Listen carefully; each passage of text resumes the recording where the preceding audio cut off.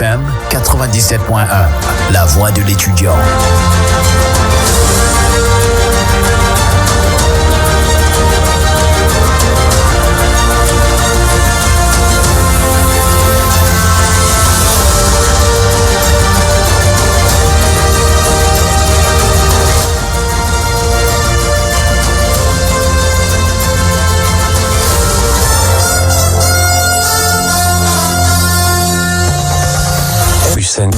Il est 12h30. Mesdames, Messieurs, bonjour. Merci de votre fidélité accordée à la radio ICNFM. Il est 12h passé de 30 minutes partout au Sénégal. C'est l'heure du journal. Là, pour éviter la recrudescence des accidents de la circulation, il faudra nécessairement insister sur le volet de la formation des conducteurs. D'après le ministre des Transports terrestres et aériens, une décision bien appréciée par le président de l'association des cavaliers de la sécurité routière. Vous les entendrez tous dans ce journal. Et puis notre reportage du jour est consacré aux acteurs qui s'activent dans le domaine de la menuiserie ébéniste, un secteur qui est confronté à d'énormes difficultés dans la capitale du Ndoukoumane.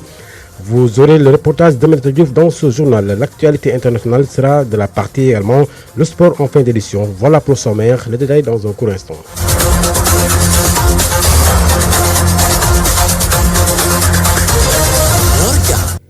À la présentation, la partie technique de cette édition est assurée par Sirina Aline-Sissé. Tout d'abord, nous commençons, comme nous le disons dans les titres, en présidant la cérémonie de lancement officiel de la commercialisation du bus rapide transit BRT. Le ministre des Transports terrestres et aérien a relevé que parmi les mesures prises par les autorités pour lutter contre la recrudescence des accidents, figure en bonne place la formation des conducteurs El Maringaï que je vous propose d'écouter. Actuellement, dans la batterie de mesures que nous sommes en train de concocter, il y a une très bonne place sur le chauffeur professionnel, le conducteur professionnel. Il ne suffit plus d'avoir un permis pour conduire un moyen de transport tel qu'un bus, entre autres. Mais il faut ce qu'on appelle un chauffeur professionnel parce que c'est possible. Nous l'avons expérimenté dans le secteur privé. Nous avons pris des chauffeurs qui étaient dans des camions, comme tous les camions que vous voyez, dans les bus. Nous avons formé ces chauffeurs-là avec formation théorique, formation pratique. Nous sommes allés au-delà de ce qu'on a l'habitude de voir dans la visite médicale, à savoir regarder juste si les yeux fonctionnent bien, mais on regarde aussi la santé du conducteur. On peut avoir une très belle vue, mais avoir une santé fragile, avoir des crises, avoir en tout cas des moments d'inattention entre autres, et ça peut être aussi facteur d'accident entre autres. Donc c'est extrêmement important d'investir sur l'humain, la formation encore une fois, il n'y a pas de secret. Si vous voyez les mêmes types de bus ou de camions qui font les accidents, c'est pas les bus par exemple, c'est pas les camions de carburant, c'est pas les camions qui sont dans le secteur minier, c'est pas parce que non seulement ils travaillent sur l'aspect mécanique, sur la vérification des véhicules, des engins, mais aussi ils investissent beaucoup sur la formation des conducteurs. Le volet de la formation annoncé par le ministre des Transports terrestres et aériens pour lutter contre les accidents de la circulation est bien apprécié par le président de l'association nationale des cavaliers de la sécurité routière. Selon Serti Jansar, la formation, l'encadrement, l'accompagnement sont les seuls leviers pour garantir une bonne sécurité routière au Sénégal. Il est au micro de Adam Assar. L'encadrement et l'accompagnement sont les seuls leviers pour garantir une bonne sécurité dans le Sénégal. Et si le ministre également pense que c'est la solution, nous on ne peut que s'en féliciter. Et nous lui demandons véritablement d'accélérer véritablement, comme disait l'autre, la cadence pour la concrétisation de cette belle initiative. Mais également l'introduction de l'éducation à la sécurité dans les écoles également serait également une bonne chose. Donc on s'en félicite et on demande encore une fois de concrétiser avancer et de ne pas se limiter véritablement à des déclarations, à des sorties dans la presse, mais il faut aller vers la concrétisation, poser des actes concrets, des actes inclusifs qui permettra à tout le monde, à tous les acteurs de la sécurité routière, véritablement de réfléchir et de proposer des solutions. Et une fois que ces décisions soient appliquées, on verra ensemble que le secteur des transports terrestres, autoroutiers, routiers et aériens, véritablement est un secteur qui demande et qui demande véritablement des concertations, mais également l'implication.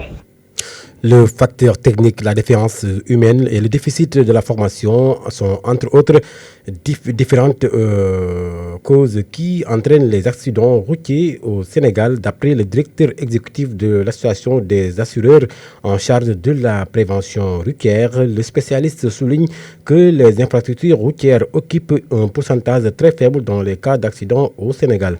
La suite de ce journal, tout de suite après ceci.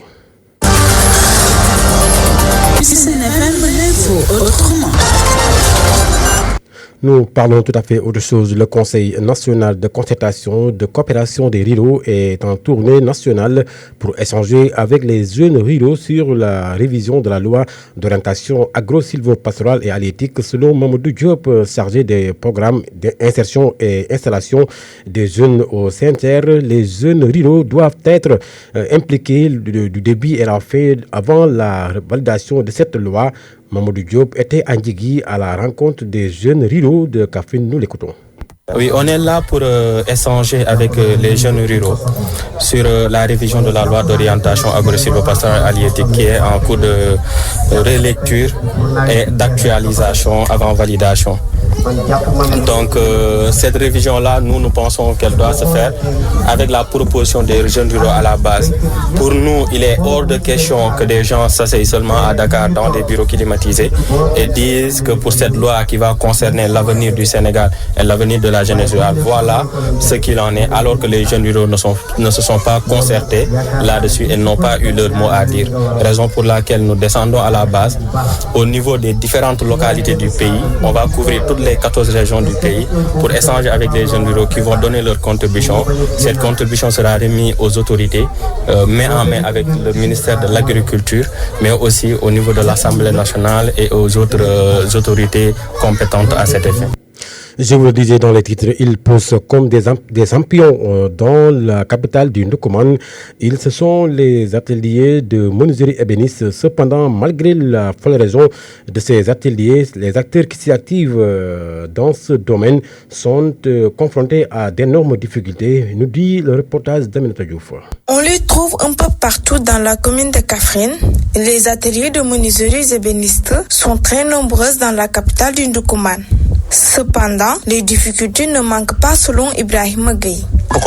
Aujourd'hui, tous les matériaux que nous utilisons dans le cadre de notre travail ont connu une augmentation, que ce soit le contreplaqué, le clou, tout est cher sur le marché. Et pourtant, nous, on pouvait dire que comme les matériaux sont chers, nous allons aussi nous augmenter le prix de nos produits, mais on ne le fait pas.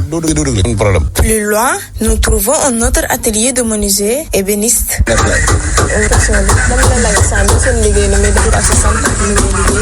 Ici, les responsables trouvés sur place nous listent les différentes difficultés auxquelles ils sont confrontés.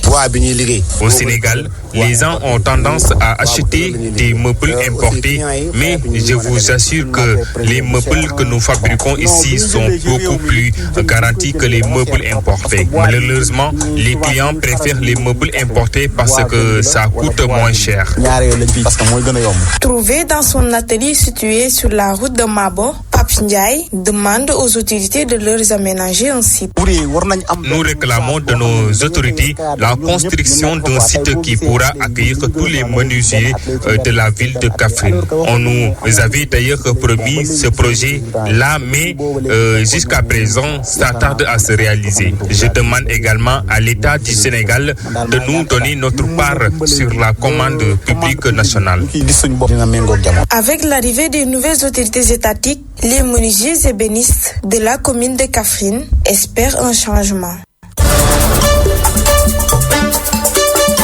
L'actualité internationale sur la 97.1 FM.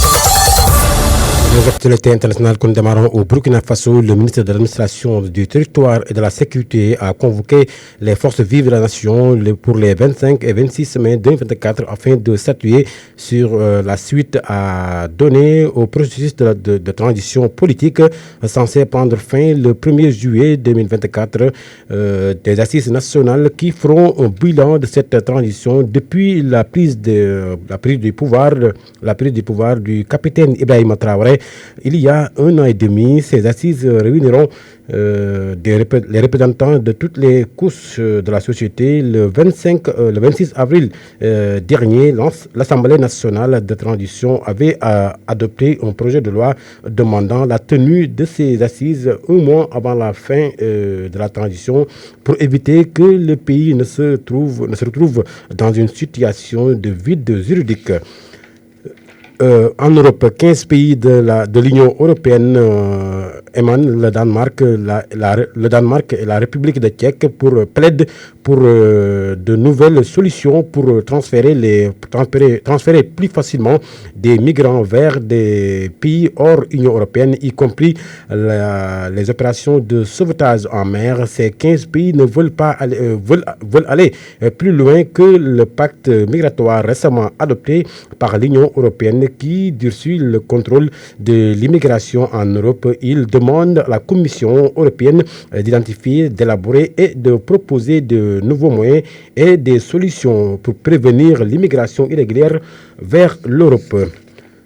Après 8 mois de guerre à Gaza, le Hamas oppose toujours une franche résistance aux troupes israéliennes.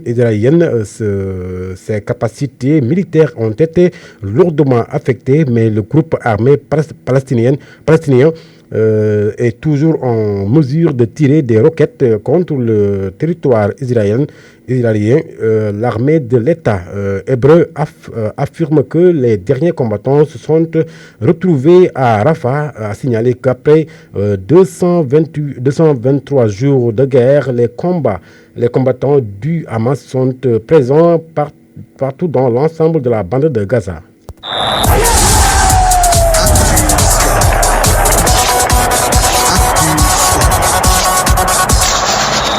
Sport, les phases nationales qui se dérouleront cette année à Matam du 29 août au 14 septembre 2024. 40 équipes, dont 15 de la région de Matam, vont participer à ce tournoi de football.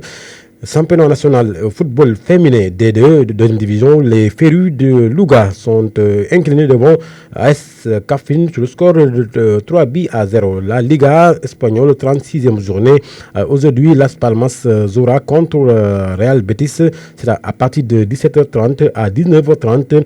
Almeria jouera contre le Barcelone. Real Sociedad, à partir de 20h, affrontera Valencia. C'est tout pour ce journal. Tout de suite, le rappel des titres. Morka.